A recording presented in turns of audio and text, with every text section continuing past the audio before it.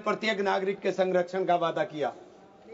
बाबा साहेब ने कहा, राजनीतिक लोकतंत्र तब तक नहीं टिक सकता जब तक उसके आधार में सामाजिक लोकतंत्र न हो। और सामाजिक लोकतंत्र का अर्थ है एक ऐसी जीवन शैली जो स्वतंत्रता, समानता और बंधुत्व के जीवन के सिद्धांतों के रूप में मान्यता देती है। मान्यवर, वक्फ बिल ला करके जिन्होंने इस वक्फ बिल को ड्राफ्ट किया, मुझे बड़ा ताज्जुब होता है बार बार। वक्फ के बारे में आपको जानकारी, वक्फ है क्या? वक्फ एक फरीजा है हर मुसलमान के लिए, जो जिसकी जो हैसियत है वो अपनी हैसियत के हिसाब से अपनी प्रॉपर्टी को या किसी भी चीज को अल्लाह की राह में वक्फ करता है। और इस वक्फ के जो ड्राफ्ट करने वाले लोग थे, जो उन्होंने बिल ड्राफ्ट किया था, उनमें मैक्सिमम लोग वो थे जिनको वक्फ के बारे में जानकारी नहीं थी। और मैं एक बात बहुत दावे के साथ कहता हूं कि 90% लोग ये नहीं बता पाएंगे मुसलमान के अलावा कि पाकी और नापाकी क्या होती है। तो आप वक्फ को क्या जानेंगे?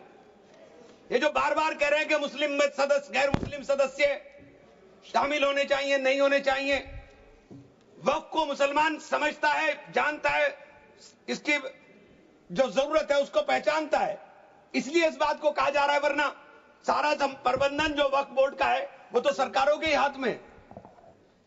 लेकिन इसमें जो सबसे बड़ी बात है कि बार बार ये शोर मच रहा है, जेडीयू भी कहती है, टीडीपी भी कहती है और सहयोगी दल भी कहते हैं कि हमने वक्फ बाय यूजर को खत्म कराने का काम कर दिया।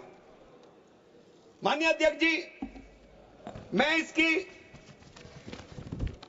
धारा 3R1 को, जिसके अंदर वक्फ बाय यूजर था, उसको हटा दिया गया और क्या शामिल किया गया, मैं ये पढ़ करके बता रहा हूं। ये बिल है, इसके अंदर लिखा है, परंतु वक्फ संशोधन अधिनियम 2025 के प्रारंभ पर या उसके पूर्व उपयोगकर्ता द्वारा वक्फ के रूप में रजिस्ट्रीकृत संपत्तियों को उपयोगकर्ता द्वारा विद्यमान वक्फ इसके वक्फ संपत्ति के रूप में बना रहेगा, सिवाय, बस आगे आ गया काम, सिवाय संपत्ति पूर्णतः या भागतः विवादाग्रस्त है या कोई सरकारी संपत्ति है। माननीय सभापति महोदय, 2005-6 में विभिन्न राज्य के बोर्डों द्वारा सच्चर कमेटी के समक्ष ये कहा गया, दिल्ली में 316, राजस्थान में 60, कर्नाटक में 42, मध्य प्रदेश में 53, उत्तर प्रदेश में 60, उड़ीसा में 53 ऐसी प्रॉपर्टी हैं जिनके ऊपर सरकार के कब्जा किया हुआ है। इसके बाद जब ये लागू हो जाएगा तो इसके ऊपर से वक्फ का अधिकार खत्म हो जाएगा। दूसरी चीज मैं कहना चाह रहा था, जब आपने सिवाय संपूर्ण और पूर्णतः लिखा और या भागतः लिखा, तो आपने पूरी तैयारी कर करके लिखा। उत्तर प्रदेश इसका सबसे बड़ा उदाहरण है।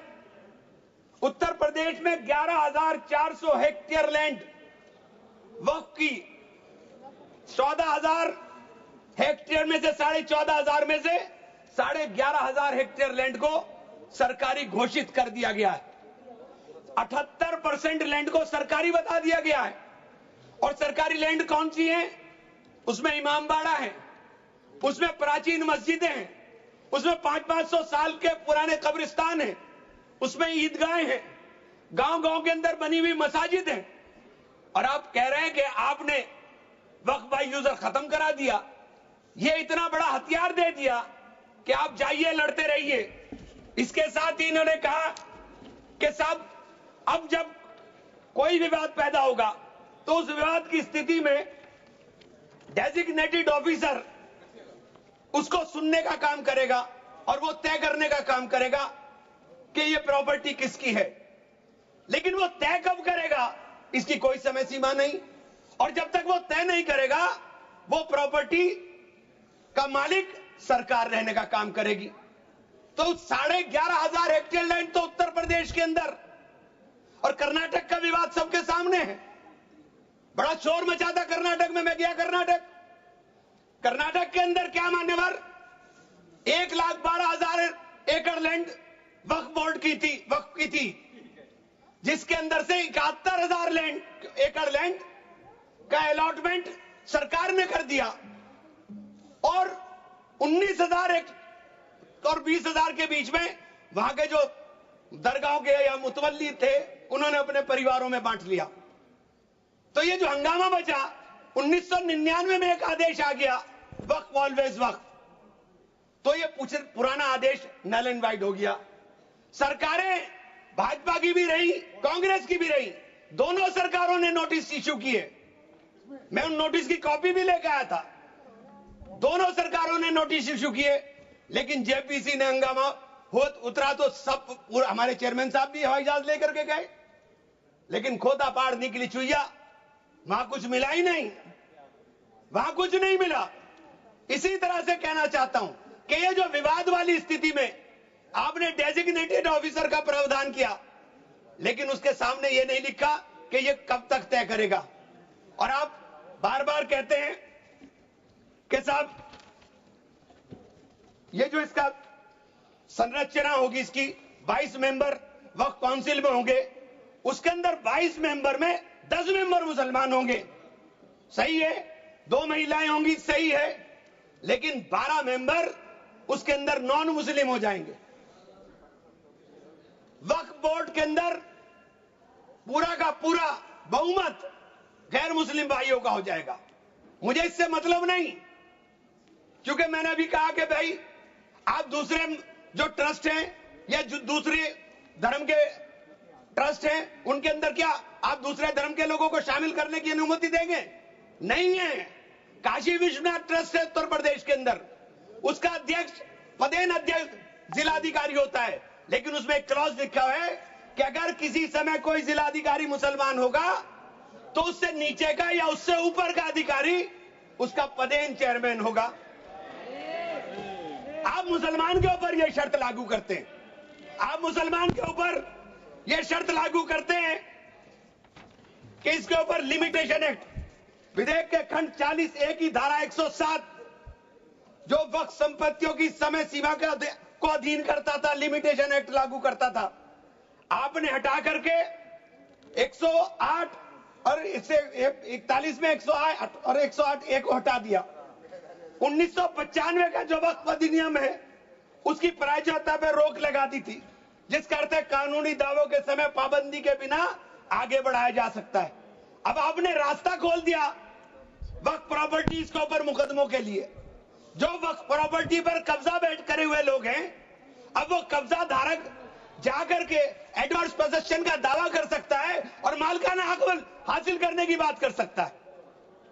आपने जो अपराध करने वाले लोग हैं, जो कब्जा करने वाले लोग हैं, वो पहले गैर जमानती हुआ करता था, आपने उसे जमानती कर दिया, आपने उसे अधिकार दे दिया कि तुम कुछ भी करो, तुम्हें जमानत कराने की जरूरत नहीं है। तो आपने तो पूरा का पूरा खुला मैदान उसके सामने खड़ा कर दिया। आपने बार बार कहा कि हम लोग मुसलमानों के हक की बात कर रहे हैं। आप मुझे एक ट्रस्ट बता दिए, कोई दूसरा, कोई एक संस्था बता दीजिए जिसके अंदर जो धार्मिक के नाम पर हो और उसके अंदर लिमिटेशन एक्ट ना हो। हमारे ऊपर से हटा रहे हैं, हमारे ऊपर से हटा रहे हैं, बाकी सबको छूट मिलेगी। और ये छूट भी टेम्परेरी है, क्योंकि आपके कानून के जरिए नजर सब समुदाय के जो जमीनें हैं, जो ट्रस्टों के पास पैसा है, उसके ऊपर लगी हुई है। हमारी जमीन, ये बार बार वामसी पोर्टल का जिक्र हो रहा था, वामसी पोर्टल में प्रॉपर्टी 4,90,000 से एकदम मंत्री जी ने, माननीय मंत्री जी ने कहा 7 लाख कुछ चली गई। तो ये प्रॉपर्टी कोई वक्त नहीं की गई किसी ने। ये जो वामसी पोर्टल के ऊपर दर्ज हुई संपत्ति, कब्रिस्तान के अंदर वसूगा, एक प्रॉपर्टी वसूगा, एक प्रॉपर्टी मस्जिद, एक प्रॉपर्टी में खबर, एक ही प्रॉपर्टी की 3-3 4-4 बना दी और आपने बता दिया कि वामसी पोर्टल ने। और 10 साल माने मंत्री जी, 10 साल का बहुत समय होता है। जो काम आप 10 साल में पूरी संपत्तियों का रजिस्ट्रेशन नहीं कर सके, मान्यवर प्लीज सब प्लीज आप मान्य नहीं, वामसी पोर्टल पर आपने बार बार 10 साल में काम नहीं कर सके। आप कह रहे हैं कि 6 महीने के अंदर सारी संपत्तियों का रजिस्ट्रेशन करा लेना, और सारी संपत्तियों का अगर रजिस्ट्रेशन नहीं होगा तो वो संपत्तियां वक्फ की नहीं बचेंगी। रजिस्ट्रेशन कौन करेगा? रजिस्ट्रेशन आपके अधिकारी करेंगे।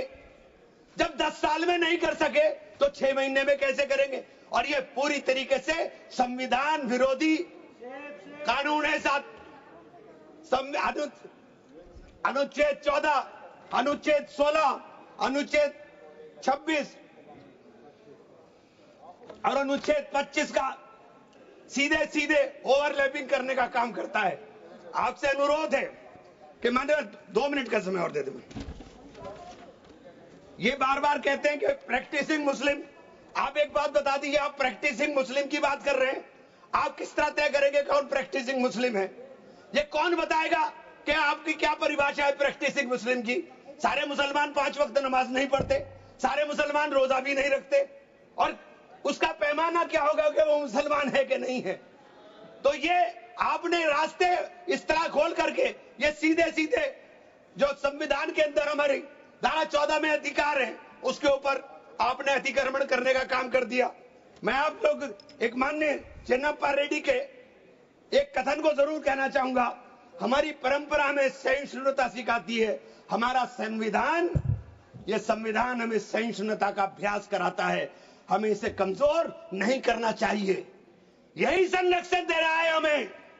ये बाबा साहब के सपनों का संविधान है कि उन्होंने देश के अंदर रहने वाले प्रत्येक नागरिक को, जो गरीब से गरीब नागरिक है, उसको वो अधिकार दिया जो सामने बैठे हुए हमारे प्रधानमंत्री को होगा। वो ये अधिकार बाहर सड़क पर बैठे हुए एक मजदूर को होने का काम होगा। ये बाबा साहब का संविधान है। मान्यवर, इसे कमजोर करने का काम मैं आप हाथ जोड़कर विनती करता हूं। अभी हमें सौगाते मोदी मिली, एक सेकंड, हमें सौगाते मोदी मिली।